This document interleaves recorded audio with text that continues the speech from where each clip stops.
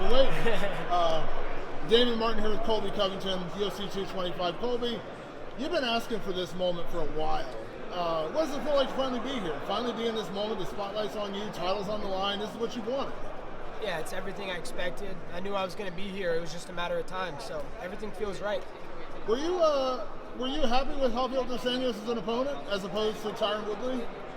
I think Rafael dos Anjos, Rafi dos Nachos, is a better version of Tyron Woodley. So, I think I have a tougher fight on Saturday, but he'll make it out of the first round. Unlike Tyron Woodley, he wouldn't make it out of the first round. So, the second round I can finish Rafi dos Nachos and reclaim my gold.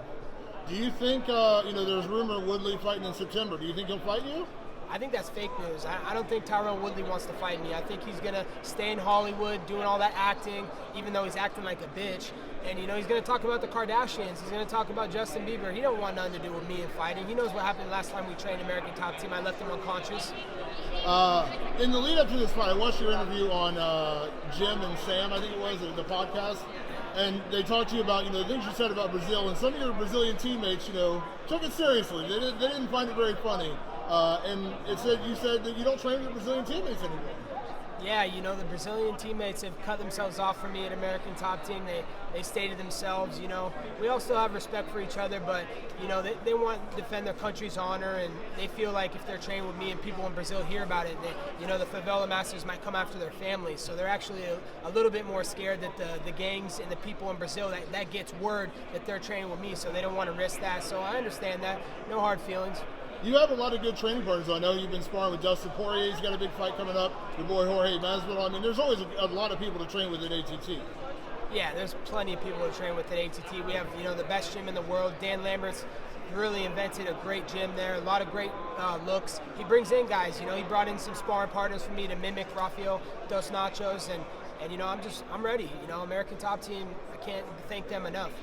They say imitation is the sincerest form of flattery.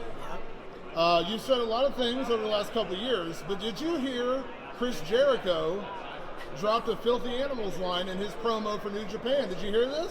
I did hear that, and I'll give Chris Jericho a pass. He can use any of my lines anytime he wants, but he needs to answer to my boy Stevie Richards. I know stop big timing him. You've done some pro wrestling stuff. Is that a thought of crossing over and doing some more of that in the future? Absolutely. I'd love to go join my boy Bobby Lashley over in the WWE. That's a plan I want to do. I want to be a two-sport world champion, and what better way to have the UFC title and the WWE title? Now, who's better on the mic, you or Dan Lambert? Because I got to say, Dan was pretty good. I can't lie.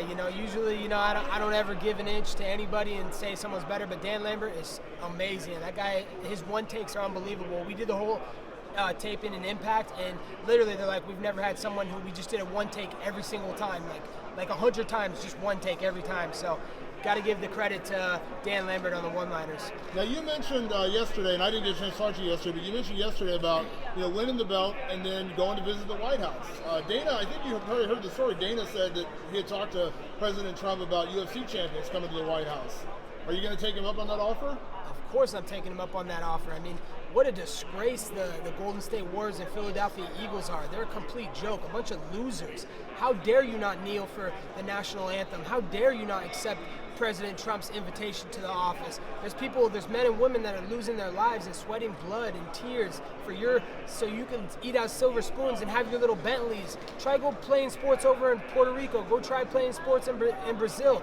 You wouldn't get all this treatment that you get here. So, these silver spoon athletes, if they think they're so tough and they're trying to act tough to Trump, they can come act tough to me. I'm over at Coconut Creek, Florida at American Top Team. Come see me, you little pencil neck geek, Kevin Durant, pencil neck little bitch, Steph Curry. Are you excited to the possibility of meeting President Trump? I'm very excited, man. I'm addicted to winning just like Trump. I'm here to make the UFC great again. He's making America and the whole world great again. So I'm excited to meet Donald Trump. Last question for you. What's your prediction for Saturday night? How do you beat Rafael dos Anjos? Saturday night, I'm going to beat up that Brazilian geek, and I'm going to bang some Midwest freaks.